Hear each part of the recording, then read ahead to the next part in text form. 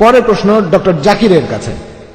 আসসালামু আলাইকুম জাকির ভাই, আমার নাম খান আব্দুস সামি। আমার প্রশ্নটা হলো, এখানে কিছু ফুড ভ্যালু চার্ট বিলি করা হয়েছে যেটা বলছে যে ভেজ খাবারে প্রোটিন আর আয়রন নন ভেজের চাইতে বেশি।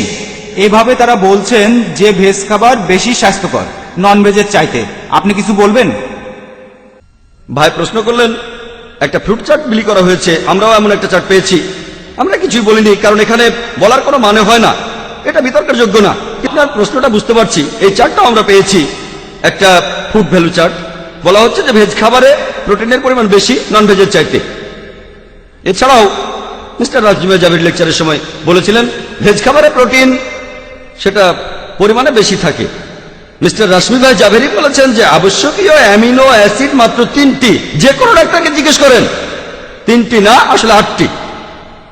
5টার কথা আপনি ভুলে গেছেন।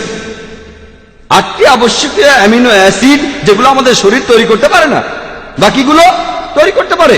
এই 8টি অ্যামিনো অ্যাসিড আমরা পাই বিভিন্ন রকম খাবার থেকে। পশুর মাংসের প্রোটিন প্রাকৃতিকভাবে উচ্চমানের, কারণ এতে এই 8টা অ্যামিনো অ্যাসিডের সবগুলোই থাকে। ভেজ প্রোটিনে এই 8টা অ্যামিনো অ্যাসিডের মধ্যে এক বা একাধিক অনুপস্থিত থাকে, এটা বিজ্ঞানসম্মত উত্তর। তাই কিছু প্রোটিনের মান হয়তো ভালো ভেজ খাবারের ক্ষেত্রে, কিন্তু প্রোটিনটা সম্পূর্ণ না। ভেজ প্রোটিন অসম্পূর্ণ আর মানের দিক থেকেও নিচে, নন ভেজ প্রোটিন সম্পূর্ণ আর উচ্চ মানের।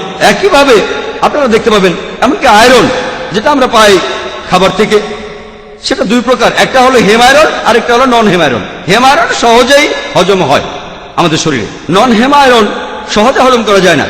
পশুজাত খাদ্যের মধ্যে হেম আয়রন থাকে, নন হেম আয়রনও থাকে, আর ভেজ খাবারে খুব অল্প পরিমাণে হেম আয়রন থাকে, তাই সেটা হজম হয় না, সেজন্য শরীরে আয়রনের ঘাটতি দেখা দেয়। তাই যদি মেনেও নেই যে ভেজ খাবারে আয়রনের পরিমাণ বেশি, প্রোটিনের পরিমাণও বেশি, তাহলে উপসংহারটা হচ্ছে ভেজ খাবার বেশি স্বাস্থ্যকর।